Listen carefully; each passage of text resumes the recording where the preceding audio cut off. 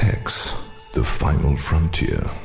These are the voyages of the speculative interdimensional vehicle, Sex in Space. Its mission, to explore new points of view, to seek out fresh opinions, to boldly go where so many have gone before, and still somehow manage to totally miss the point. Subscribe to Sex in Space, wherever quality podcasts are found.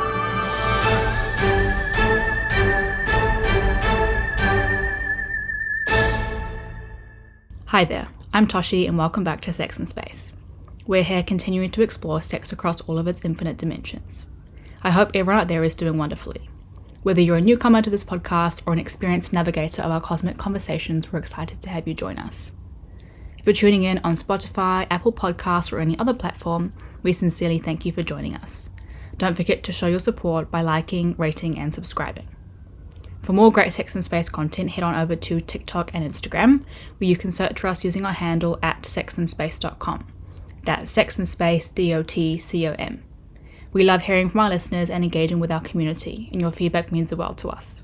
We're all on this journey together. So please feel free to reach out in any way that you like. Now let's dive into a fantastic interview. For this episode, Jane spoke with Professor Jioji Ravulo. Jioji is the Professor and Chair of Social Work and Policy Studies in the Sydney School of Education and Social Work at the University of Sydney. His research, writing, and areas of interest include health and wellbeing, youth, diversity and inclusion, decoloniality, and educational leadership. He's been involved and invited to author over 70 publications, including peer-reviewed journal articles, scholarly book chapters, research reports, and opinion pieces. Let's jump in.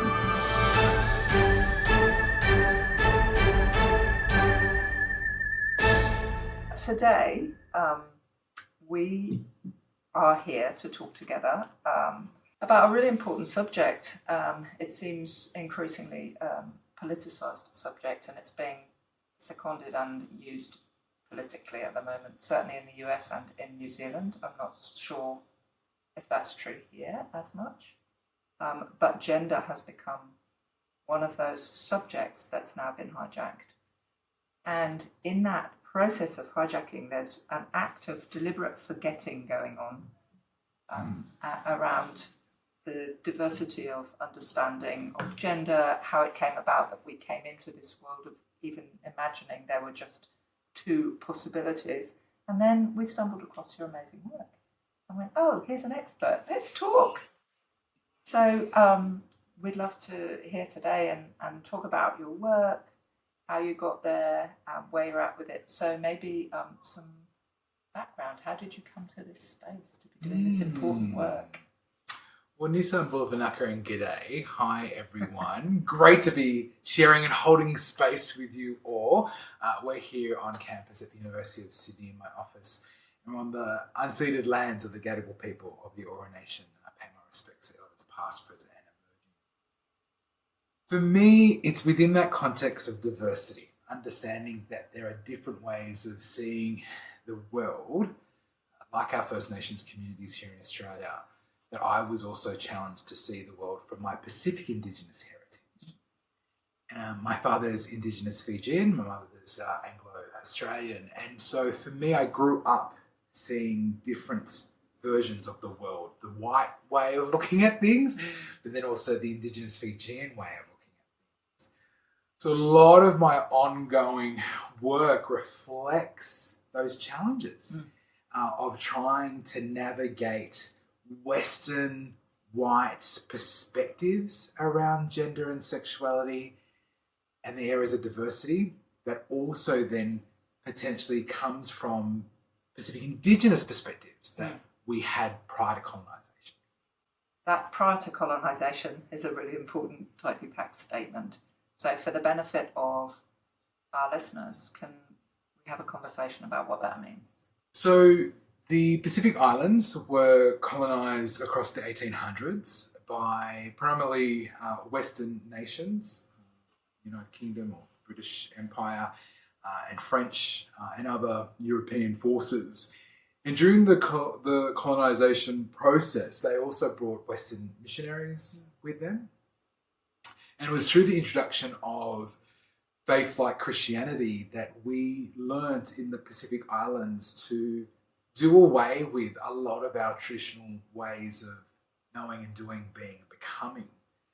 And as a result of being taught the white Western way of looking at even our gender and sexuality, we did away with a lot of those diverse perspectives and practices that we were implementing prior to colonisation. And so what was the pre-colonial or pre-colonised view on gender within Pacific nations? I'm not assuming it's the same everywhere across that's right. such diverse communities, but that's right. So some of the similar things that we were seeing in some of the Pacific countries around gender diversity, but even sexual diversity, was that it was fluid and flexible. The preface and premise to our collectivist cultures was around reciprocity.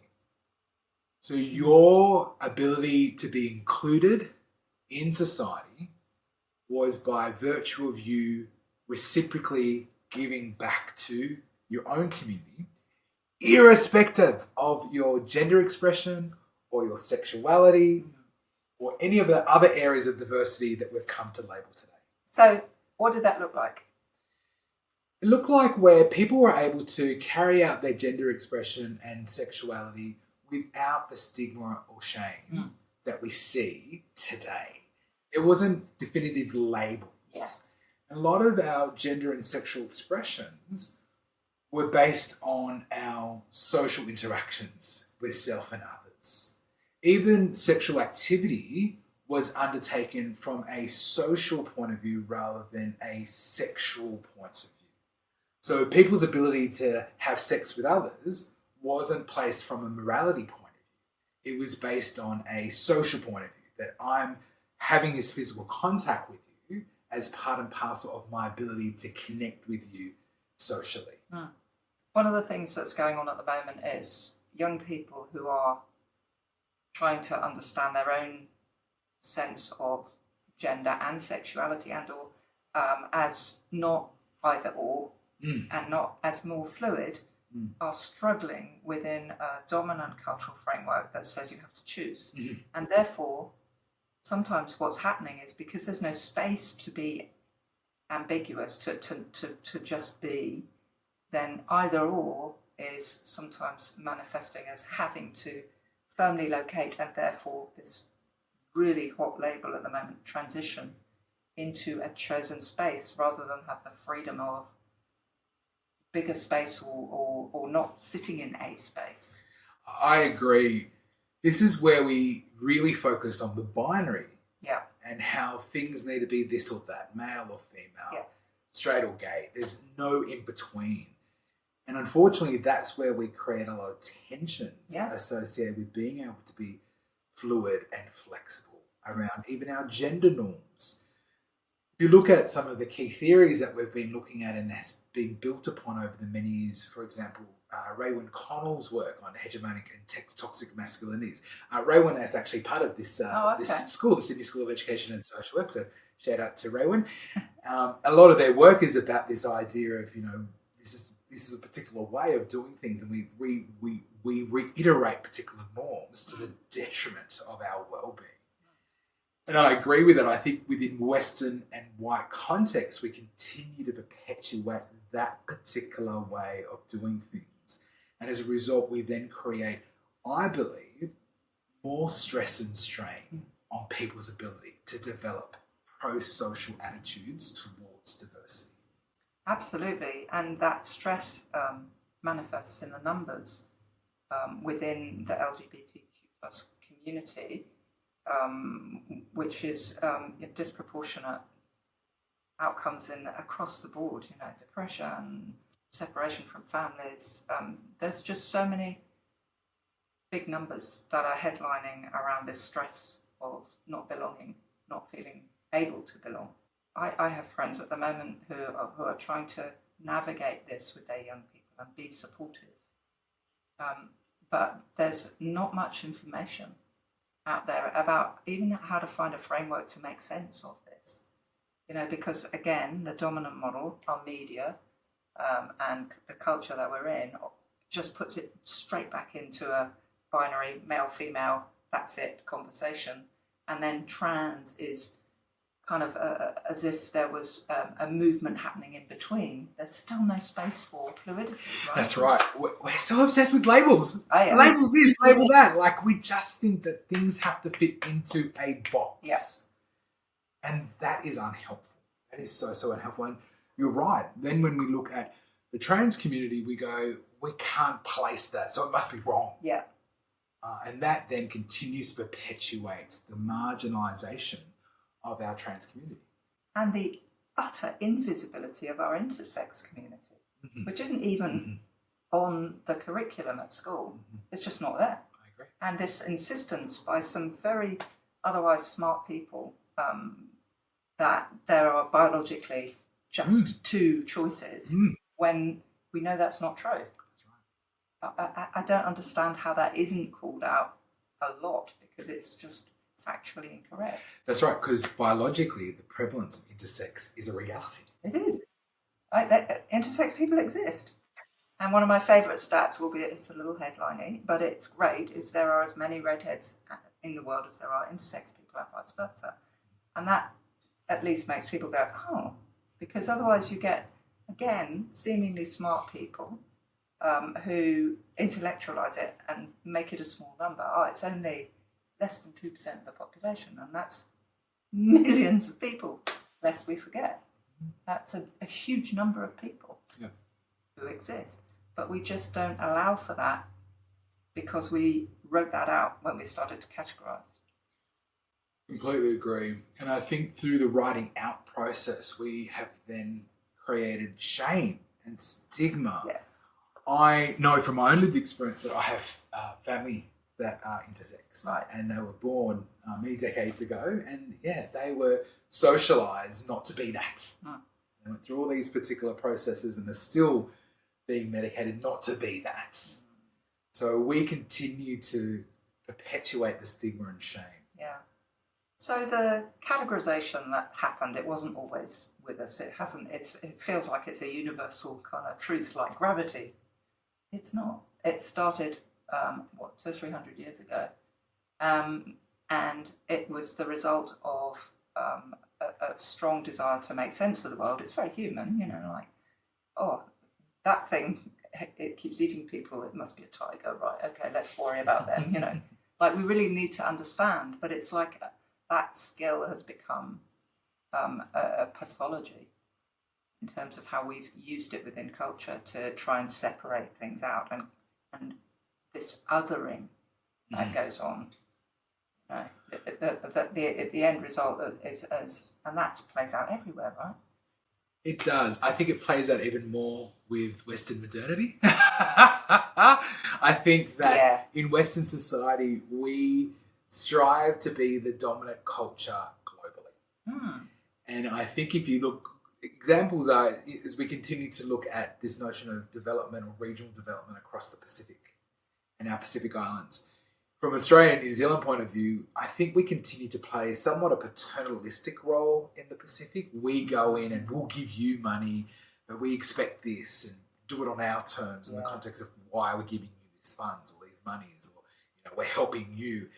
At no time do we ever think that such people in such countries like the Pacific actually have any form of autonomy or self-determination. Again, it's always based on a Western way of looking at development. Yeah, and that they have the wisdom to work out what they need for themselves. Totally. And that's been a big part of my work as well, this idea of decolonisation. So decolonisation is a concept that calls out the status quo that we find in Western society. It calls out another concept that we use called whiteness, this idea that white is right, West is best. And through the decolonial approach, we are trying to look at diverse ways of looking at the world around us. So rather than just saying that there's only one way of looking at sexuality, one way of looking at gender, it's looking at multiple ways. And a lot of my ongoing work is about that. Yeah, I was going to come to that next, because you've just been right through the Pacific visiting different countries. I have. And so can you talk us through some of what you found on your travels? Yeah, so I've been commissioned by the Pacific Sexual and Gender Diversity Network, also known as PSGDN, to undertake some research on the lived experience of PIDSOGS, so Pacific Islanders that are from sexual and gender diverse backgrounds. So that includes, traditional LGBTIQA plus communities, to understand what is happening in space and play. So I spent a couple of weeks in July doing some talanoa, some focus groups with representatives across the community. And it was a great opportunity for me to, talk with LBQ women, so lesbian, bisexual, and queer women, and trans people and intersex people, and non-binary, about their lived experience. We wanted to look at what was it like living in the Pacific, coming from these respective backgrounds. The other key thing that we also wanted to highlight was, what are some of our strengths? What are some of our capabilities? What are some of the awesome things that society more broadly, including Pacific communities, can learn from queer communities in the region? And what was some of the findings? Are you able to talk about that yet? Yeah. I imagine you're working it up. Yeah, we're still doing them. Heading off to Samoa in a couple of weeks to do similar talanoas, focus groups. And we're also just recently launched a survey that is also getting people from PIDSOGS, LGBTIQA plus communities to share with us their lived experience as well. So far what we've found is that there is still the ongoing discrimination that happens across different settings, including health settings, where people aren't able to engage with service providers to support their health and well-being because of a lack of understanding and appreciation for the health needs of gender diverse and sexual diverse people. So is that health services that are coming from a Western model? Yes, that are implemented in the Pacific itself. So a lot of our models or health models in the islands are very much geared towards a Western frame. And so we're finding that a lot of the time our queer communities aren't able to access those services safely, because also this idea of stigma again and shame that has been introduced in our cultures because of conservative church faiths that continue to pervade such health services and systems. So we heard a lot of very, very challenging stories about people going to health services and being told that they can't be helped because of who they are. We also heard quite a bit of unfortunate happenings and dealings with the law and police practices that continue to create tensions for our communities. So it was full on. It was full on hearing a lot of those particular challenges. And again, these perspectives and practices have come from Western modernity. In the work that you've done, have you? I mean, it's the worst legacy of colonisation, religion, and its impact in the Pacific, I think. How do you go about finding space to reconsider when you're in communities who've got a lot of investment in those frameworks? Yeah, for me, that's why we also focused on the successes and all the resilience in our communities as well. So one of the key things that I was hearing from our communities was a strong desire to continue to contribute. So it goes back to what I was saying there before around, in a lot of our Pacific cultures, irrespective of your gender or sexual expression, you matter because of the way in which you reciprocally give to your family, to the community. So we heard from our LGBTIQA plus community members who were saying, I would turn up and I would give and I would serve and I would contribute. And did my gender or sexual expression stop me from doing those things? No. Was I valued for that?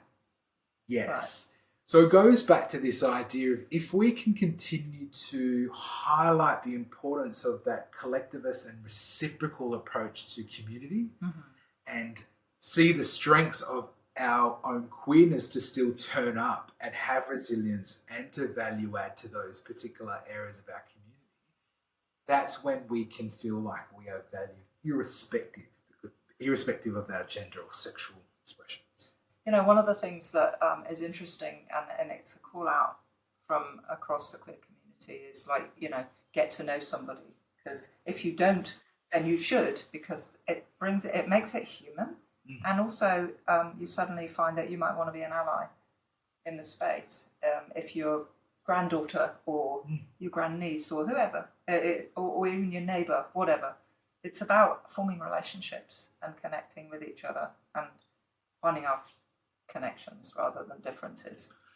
Completely agree. Completely agree with that. And I think that's where a lot of my work is about being able to create a level of visibility and a level of voice as well. And it's about then enabling people to interface directly with diversity. Yeah. A lot of time people don't interface with diversity because they've never had that opportunity to do that. So I think once people are given the opportunity to meaningfully connect and engage, and exactly as you said, create a relationship with such areas of diversity, then that creates an inroad for people to go, that's what that's like. I didn't realise that. And then they start to make that connection. Yeah. And also the words, language is a good place to start, definitions. Totally. A quick example is I started to use a lot more gender neutral language, and people have actually picked up on the way in which I do that, and it flows quite naturally for me not to use gender specific language. Right.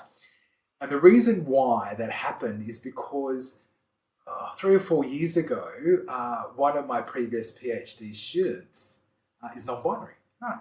So I learnt, that was the first time I had a non-binary student work with me at that level. So I had to learn the process of not using gendered language. Yeah. And it was through that experience. Look, I didn't get it completely right all the time, but it was through that lived experience of being able to interact in a meaningful way with somebody that I was able to then challenge myself to be better when it comes to my engagement with diversity. I had a conversation actually with a colleague last week that picked up that instead of referring to people specifically as their gender, I kept on saying they and them. And it threw them at first, because they asked me, there's like, is that their pronouns? And I said, no, I don't use gendered language. And they were like, that's really interesting. And they were like, I should do that more because this will help even my own children to understand the way in which we privilege certain gender norms in the context of our language. And I said, yeah. So for me, it has been a journey where I'm still learning, but I'm hopefully encouraging other people through the way in which I talk to also consider what that might mean for them. That's a really good exercise, actually. If anybody wants to give it a go, 24 hours a week, however long, try it. Give it a go. And it's okay to self-correct, get it wrong, change course, but give it a go. Try it, because then you realise how much we privilege the male in society. Like it's he or it becomes a masculine thing really easily. But try not doing it. It's amazing. I've always referred to my partner as they, partly because I wanted that ambiguity. But it's interesting to then apply it to everything. It's quite hard. That's right, because it also then, you're right, because it then challenges the way in which we have constantly thought through a gendered point of view. Yeah. When you say they, them, it disrupts the way in which we might view something or the way in which people are located. Yeah. Yes, and people feel uncomfortable about it, but that's the idea, is that you're trying to ensure that we're not... So I'll give you an example. I was... someone was talking to me, that's right, about the CEO of something. I was requested to do a keynote by this particular CEO, and I wasn't able to do this particular keynote because I'm not available. And every time I keep on sharing this story to different people, they're like, so what did he say? And I said, who? They said, the CEO. And I said, no. The CEO is actually female, but I'm intrigued that you thought it was a male because I didn't say their gender. Isn't that interesting? And it's interesting because I got that from quite a few of Yeah. my female colleagues Yeah. and friends when I was sharing that story. So you're right. It's almost like that default position that we go, a CEO must be a male. Absolutely. And it's about, you get it. We are encultured beings, right? Yep. And, you can work out what your triggers are. It doesn't mean they go away. Yeah, that's right. That's right. And we're not perfect. And that's the idea also of cultural humility. Cultural humility encourages us to learn from even getting it wrong. So we might stuff up and go, oh, we've misgendered, or we've used a term that's not helpful when describing someone's sexuality or someone's education level or physical ability. But that's the point. You're learning how to then engage in a fluid and flexible way, knowing that that is part of your process of working in and across diversity. One of the key things that has helped me to redefine the way in which I engage with diversity is a concept called cultural humility. Oh, yes. Can you explain that for people? So cultural humility strives to engage diversity in a fluid and flexible way. Traditionally, when it came to diversity, we would use the concept cultural competence, this idea of becoming competent with other people, especially ethnics. So you do a 2 or 3 hour online course about working with Māori or working with First Nations Australians, and after the 2 or 3 hour online course, you became an expert about working with Indigenous communities, which is completely false and incorrect. Yes. Cultural humility is all about being able to work alongside people in a curious way, where you are questioning your own contribution to the way in which diversity is not treated fairly, where you understand your role as a learner in engaging other people who are diverse. So rather than taking a set of rules or regulations around how to engage diversity, which is what you see in cultural competence, you learn to understand that diversity is fluid and flexible.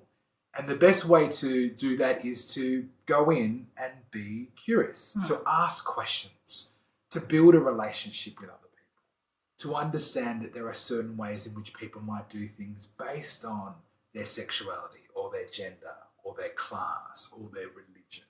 So rather than assume, you create a relationship. And that's really what cultural humility is about. It's about creating a relationship with diversity and ensuring that you are also aware of how you contribute to that shared conversation through your own areas of diversity. So being a nice person to everybody else. Pretty much. Exactly. I mean, that feels like a really good recipe for like everybody you meet, right? That's right. Be curious. Don't assume that your world is the same. Exactly. Be curious about how that works and accepting of the differences that you have. You don't have to be sharing the same worldview in order to share the same space. Exactly. And that's where that notion of humility comes out. It's about getting over yourself, being humble, and allow a shared space to be created. Yeah. Yeah, it's a communication piece at heart, right? Which we're really bad at as humans. Totally. We don't get given that, we haven't had these lessons at school. We're taught to categorise at school. That's right. We're taught to label. We're taught to label. Yes. We're taught to have this binary of you're this or that. Yeah. So it continues to be quite circular in the way in which we engage people. Yeah. We don't learn to just hold and share space and create a connection. And that's exactly what we've been talking about, is this idea of if we're able to then meaningfully engage with diversity through a relationship, that's what can make a difference. Yeah, and it's how do you generate the aha moment for people out there who are really new to this conversation? I think it's about having those critical conversations. I think sometimes people are a bit scared of this idea of critical thinking. And critical thinking, it's not about the opposite of something. It's about unpacking and being curious. I'm going to continue to use the word curious about why we do what we do when we do what we do. Yeah, where did that come from, right?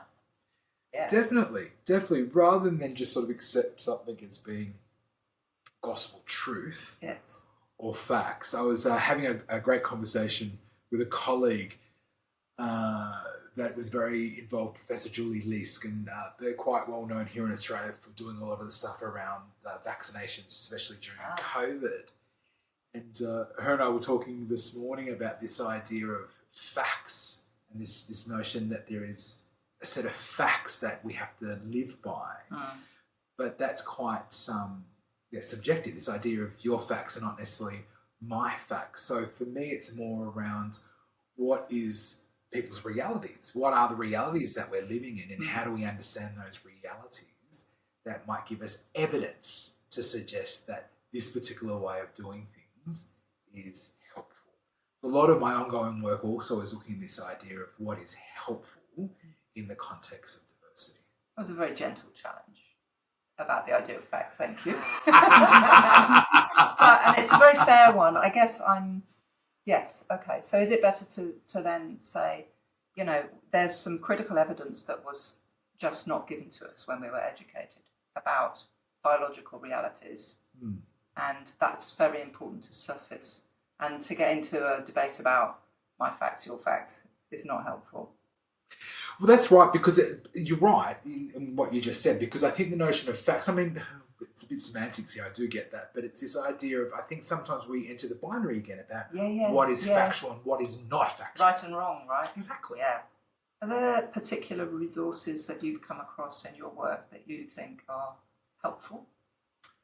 I really love coming across resources, web-based information where we are given stories about people's experiences of being diverse. I love that. I came across actually a short clip a couple of weeks ago of a Tongan man that came out to his father as bisexual in New Zealand. And it was a lovely 10-minute piece that talked about him trying to understand what it meant to then come out, but also his father's reaction. And it was very powerful. It moved me, because I traditionally identify as bisexual. I now more identify as queer. And it was I could see myself in that piece. I could see myself even when I first came out to my Fijian father many, many years ago. So I love being able to come across resources where I can resonate and I feel seen in, but I also love coming across resources where I can learn from other people's experiences, especially around their diversities, and how that may play out for them. So again, resources that promote those things, like Sex in Space.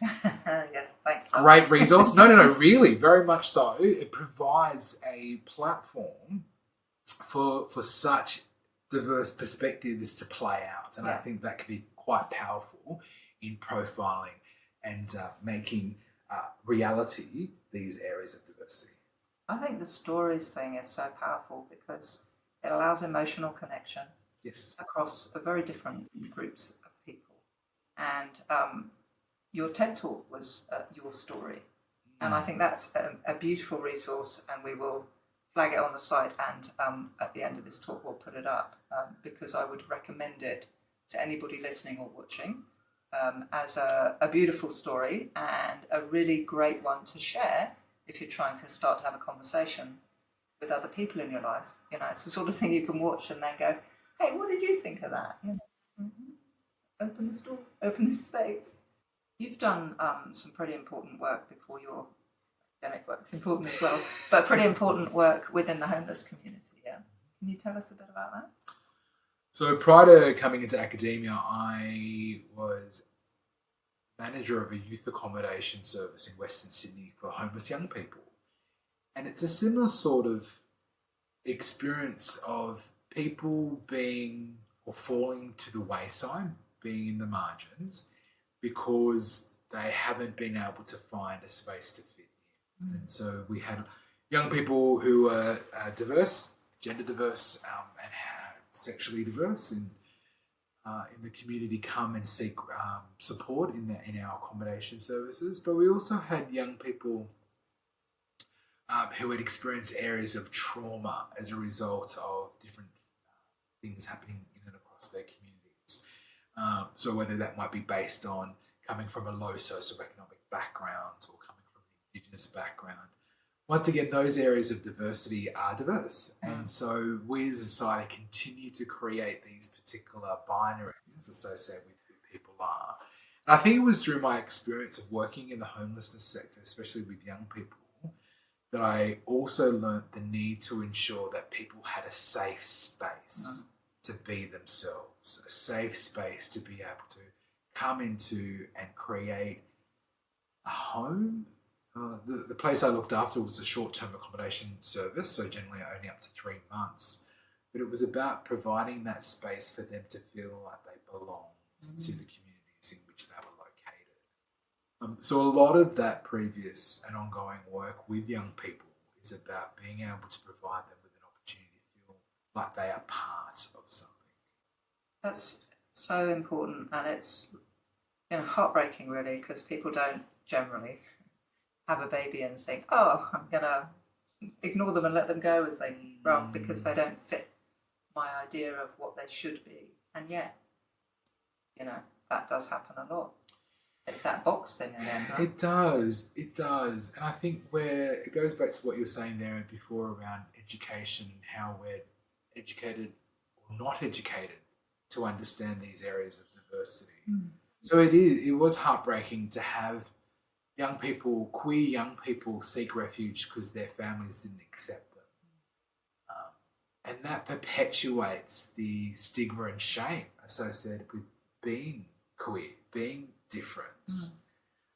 So I think for me, because I, identify with the community myself and understand what it means to be different, I strive to continue to do the work, even as an ally in other areas of diversity, because I think people who are diverse know what it's like to be othered, to be on the outside, to feel like you don't belong. So that's an encouragement for people that do feel like they don't belong, to know that you can make a difference through your difference. And also, speaking, when I was working in mental health, my first board meeting, one of my board members was not thrilled to have me there. And she said, you need to understand that you are the colonial oppressor. You bring that into this room with you. And I thought, okay, I'm going to go away and work out what that means. Little white girl from Devon, it was quite new to me coming to this part of the world. That was a long time ago. But I think the important thing in all of that is to understand what we bring in the room with us. And it's back to that being humble and understanding our assumptions and understanding what comes with us and what we have as our privilege. Rather, I often hear people leaning into what they have as their challenges. And it's true, we can all come and find ways to say, oh, I've experienced whatever, marginalisation, oppression. There's a lot, especially for women, it's pretty easy stuff to put. But there's also the other side of that to say, and how is it for you in the world? What's going on around me? And part of being an ally is it's not about me, it's about actually being curious and saying, what is going on in your world for you? How can I support that, right? Totally. And I think that's where that Western and white way of looking at the world trips us up. Yeah. Because in a Western and white way of looking at the world, it very much is the individual, me, myself, and I. Yes. And we're taught just to think about what is in my own best interests. And we fail then to sort of think about others at times in the context of me, myself, and I. Yeah. And that's where I think we can learn a lot from First Nations communities, locally, regionally, globally. The Tangata Whenua of Aotearoa, a lot of their cultural practice are collectively oriented. Same with First Nations here in Australia, First Nations in the Pacific. Now, there are, of course, many differences across our cultures, but there are similarities around this collectivist way of looking at the world, that my well-being is your well-being, that I exist because you exist. So it's going back to this idea of how do we also learn from Indigenous cultures in Western modernity. That's a challenge, and that's something that I continue to try and do across space and place. Yeah, and in a way bringing kind of coming back to the conversation around gender and sexuality specifically, we were talking about a book the other day which is specifically written for the queer community for kids.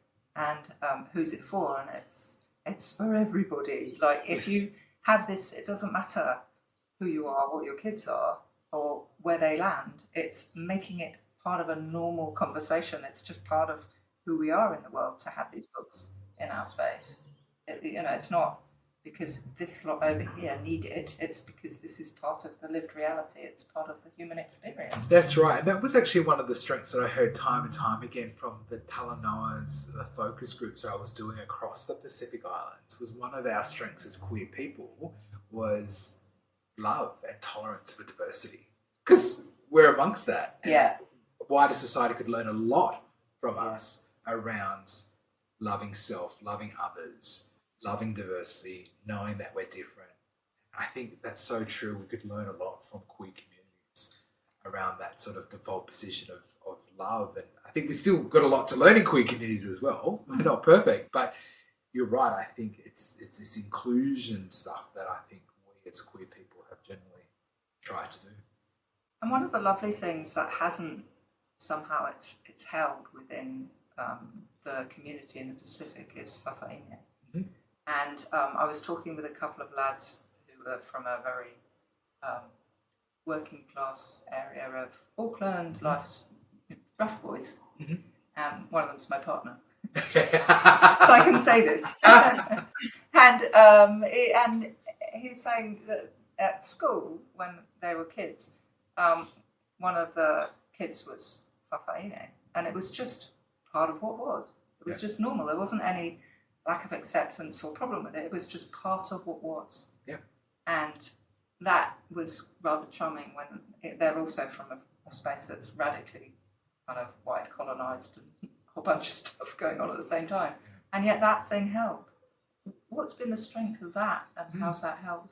So the strength of that, and we see that similar with other Pacific cultures like Bakasalewa, Lewa, and Leiti and Tongan, is that irrespective, again, of your gender and sexual expression, you matter. You're part of something more than just that. And that's what we see with Whawhine and Whaitama, which is the male equivalent, is that irrespective of who and what your gender or sexual expression is, because you're part of something more, which is your village, your family, your community, we love you by virtue of you being part of us, knowing that you also contribute to us based on being around. And so that's what has been the common denominator a lot of the time. It's not because, oh, you're that diverse person. It's, oh, you're that person that's from that family, from that village, from that community. You're part of us. It's hard for the mainstream model to get its head around. It is. Right? That's right. It's basically saying, yeah, I get that you want to try and understand it in this way, but it isn't like that. That's right, because we have a lot of Pacific Indigenous concepts that talk about the embedded nature of reciprocal living. So in a lot of the Polynesian languages, we use the term va, the sacred space between us. And that's where you operate, that we're constantly nurturing va, we're nurturing the sacred space. So my ability to hold and share space with you is always within the context of nurturing that space, being right in that space with you. I don't want to disrupt the va, the sacred space between us. Similar to in the Fijian language, we use concepts like verokovi, respect for self and others, and vengravi, this reciprocal living way of looking at things. So even from a language or conceptual point of view, that's what underpins a lot of that reciprocal living in the Pacific. And that's what we've been brought up in. And that's how we see and view the world. And you're right. It is challenging for Western perspectives or Western modernity to understand that because of, again, the individualised way of looking at the world. Radically individualised. And the very notion of having a name for the space, the closest you get really is to understand that two people aren't a relationship. The relationship is the product of what happens between two people. So that's a space concept, but we don't do it particularly well. It's so interesting because I've never thought of it. So yeah, how would you describe va? How do we do that within a Western framing? maybe. I think it's what you just said. Yeah. But you're right, because the whole thing of that relationship is, but we don't. It's not an intuitive thing, is it? No. In a Western frame. No, you have to work to it, and when it comes to working with people who are struggling in a relationship, that's actually quite helpful, because you can then allow them to understand that there's this thing that they work on together, and it's not you or me, it's what we do, and we both have a role in this, and particularly then if there's children in this, we both have a responsibility to nurture and manage this space between us. That's it. And I think that really is the underpinning of diversity for me, is that when we create and nurture relationships, the VAR, and have Verakovi, the respect for self and others, because of Vengaravi, the reciprocal way of looking at the world, that's when we feel like we're part of something more than me, myself, and I. A lot less lonely.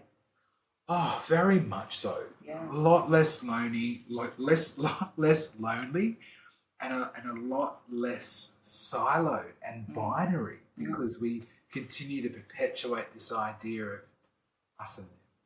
So the evidence would support a non-binary view of the world. Very much so. The evidence would support that, because we've seen that work so well for collectivist cultures globally. And we have an evidence base for understanding biological diversity as well. And so if there's anything you take away from this, everybody, it's that there is evidence for diversity, and there are good resources to draw on to support you if you're trying to have conversations and create space, respectful VAR, with people who have a different worldview to that, because there is work to be done. We can't back away from that. That's right. Even whilst it feels a bit full on. That's right. And I think one of the other key things is that you don't have to, agree and be best friends with everyone. But what we have to realise is that if you expect respect, then that respect is expected back to others. Yeah. So we also need to understand, again, the reciprocal nature of the world in which we share and live. I got challenged with that the other day, actually, watching this lady on a feed of some description who's made a decision to take up a role where it's very kind of 50s dress and hairstyle and at home, being the homemaker and having a partner who brings in the funds required to run the home, and whom they would prefer to have make their decisions for them, and whom they want to defer to have decisions made. And I looked at this and I thought, and that's okay, because that's a choice they are making for themselves. It's just, let's not suggest that that's a worldview that everybody else might want to jump into, right? Yeah, that's right. And I think when we universalise or make things a particular way of doing things, and this is what we all need to do, that's when it becomes. Yeah. So that's why it's important to be fluid and flexible. And very respectful. That's it.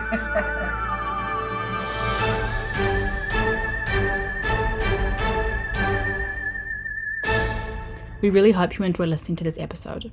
If you want to find Jioji online, you can find him on both Twitter and Instagram by searching for his name at Jioji Ravulo. Before we sign off, we want to remind you to check out our book, available at sexandspace.com/book, or just search on Amazon for The Organ Education Forgot. It's also available as a downloadable PDF for only $8 New Zealand if you prefer a digital copy. Don't forget to leave a like, follow, comment, or review wherever you're tuning in from. Your support means the world to us. Until next time, safe travels and see you on the next episode.